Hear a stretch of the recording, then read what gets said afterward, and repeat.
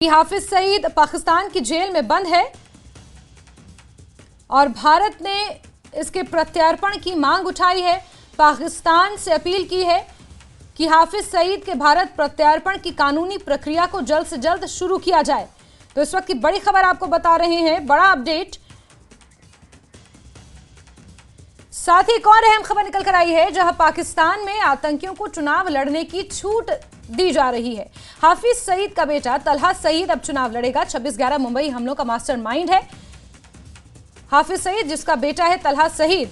अब वो पाकिस्तान की हाई प्रोफाइल सीट लाहौर से आम चुनाव लड़ने के लिए चुनावी मैदान में उतरने वाला है। हाफिज सईद समर्थित पार्टी सभी सीटों पर पाकिस्तान में चुनाव लड़ने जा रही है और हमारे एडिटर शैलेंद्र इसी खबर पर ज्यादा जानकारियों के साथ जुड़ गए हैं। शैलेंद्र, सबसे पहले तो भारत ने हाफिज सईद के प्रत्यार्पण की मांग उठाई है, पाकिस्तान को आधिकारिक तौर पर इसकी अपील की है। इसको लेकर क्या कुछ जानकारियां मिल पाई हैं? और दूसरी बड़ी बात कि अगर मान लीजिए ये कानूनी प्रक्रिया शुरू हो जाती है तो भारत और पाकिस्तान के बीच, क्योंकि लंबे समय से बातचीत नहीं हो रही है, और अगर ये कानूनी प्रक्रिया शुरू हो जाती है तो फिर ऐसे में भारत और पाकिस्तान की तरफ से जो भी अधिकारी हैं जो इस प्रक्रिया में शामिल होंगे उनकी बातचीत हो जाएगी और जो सहयोग होगा वो करना पड़ेगा। इसको लेकर भी कहीं ना कहीं सवाल खड़े हो रहे हैं। शैलेंद्र, देखिए जैस्मिन, अहम बात यह है, हमारे सोर्सेज ये कंफर्म कर रहे हैं कि हाफिज सईद के प्रत्यार्पण के लिए भारत ने फॉर्मली रिक्वेस्ट भेजा है।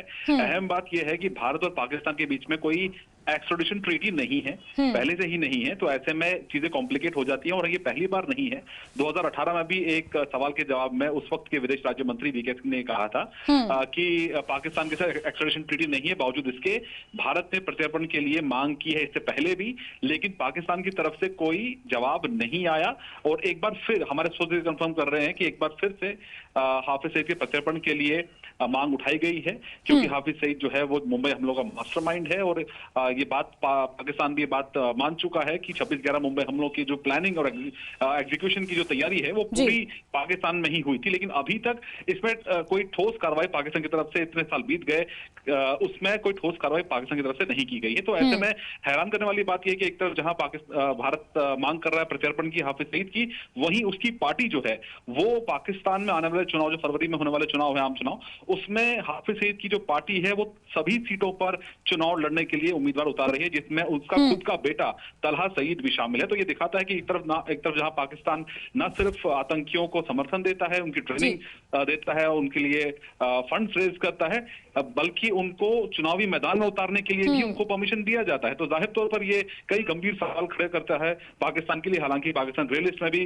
काफी साल तक रहा, लेकिन अब पाकिस्तान को उससे थोड़ी राहत जरूर मिली है, लेकिन आतंकवाद से पीछा नहीं छोड़ रहा है पाकिस्तान। और लगातार आज भी आतंकियों को वहां पर न सिर्फ संरक्षण बल्कि उनको मुख्य धारा में लाकर उनसे चुनाव लड़ाकर सत्ता में भेजने की भी तैयारी की जा रही है फिलहाल पाकिस्तान में।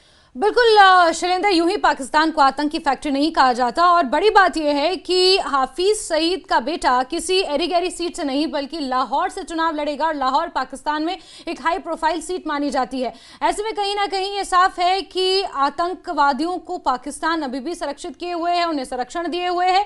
और ऐसे में आधिकारिक पुष्टि क्या फॉरेन मिनिस्ट्री से इस बात की हो चुकी है? क्या पाकिस्तान की तरफ से कोई इसका जवाब आया है प्रत्यार्पण को लेकर जो अपील की गई है भारत की तरफ से?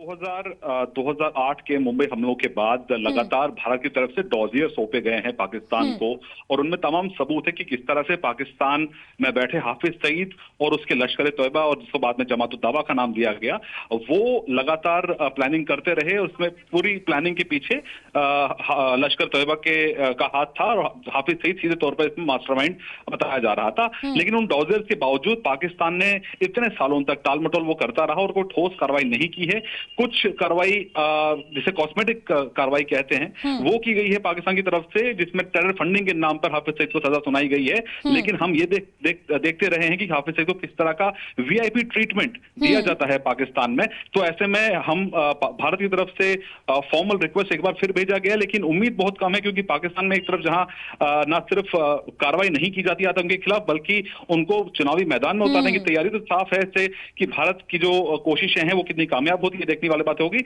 लेकिन ये जरूर है कि अंतर्राष्ट्रीय दबाव बनाने के लिए भी ये बहुत महत्वपूर्ण है कि भारत फॉर्मल तरीके से पाकिस्तान से मांग कर रहा है कि वो सबूतों की बिना पर हाफिज सईद का प्रत्यर्पण भारत को करे।